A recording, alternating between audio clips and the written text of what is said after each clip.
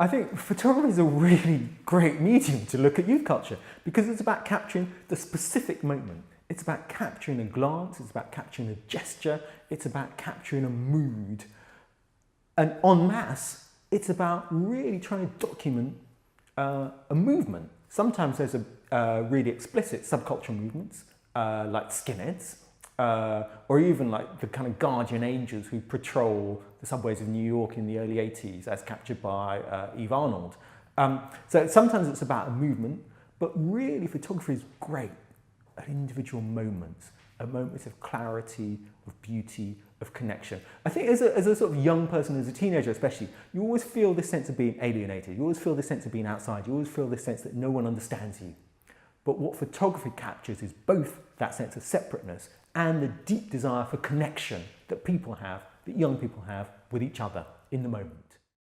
One of the factors of Magnum photographers is they tend to work as photojournalists. So these aren't kind of impressionistic stories. These are very, these are in essence narrative stories.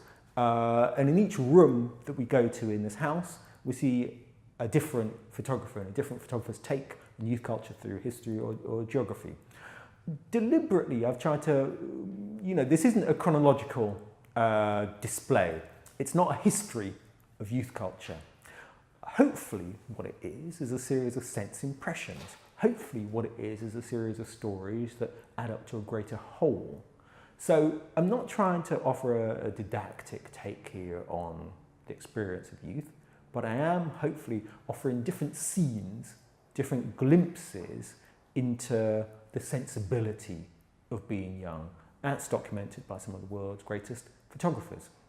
And when we look at each room, and when we get to the end of that process, hopefully what we arrive at is some compound sense of some of the madness and joy of being young, some of the ways that being young doesn't quite add up to a linear process, but is about just a constant series of sense impressions of unabated desires and fears and angers and hopes and dreams, all of these things that we see perhaps reflected time and again from room to room.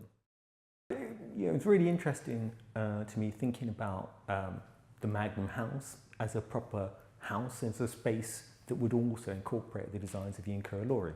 I think that's really important because Magnum photographers, socially engaged photographers, photographers who move, who go out, who search out the world, who are kind of investigating the experience of the world. And as a consequence, their photography doesn't sit in isolation.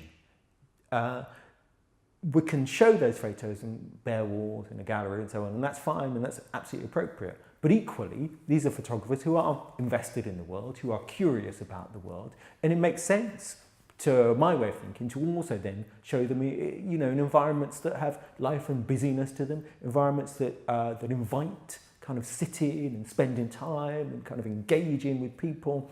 And I hope the end result of this collaboration with the Ekow is a space where you can kind of linger and explore and think, but also kind of enjoy on a kind of number of sensory levels, from kind of design and colour and furniture through to the images themselves on the walls.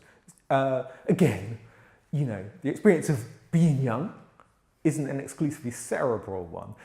I'm actually fascinated by the way that sort of kind of youth is this kind of weird sensual experience a lot of the time, because you're discovering a bunch of stuff over with some experience, but also with some innocence at the same time. I think everything hits you really hard when you're young.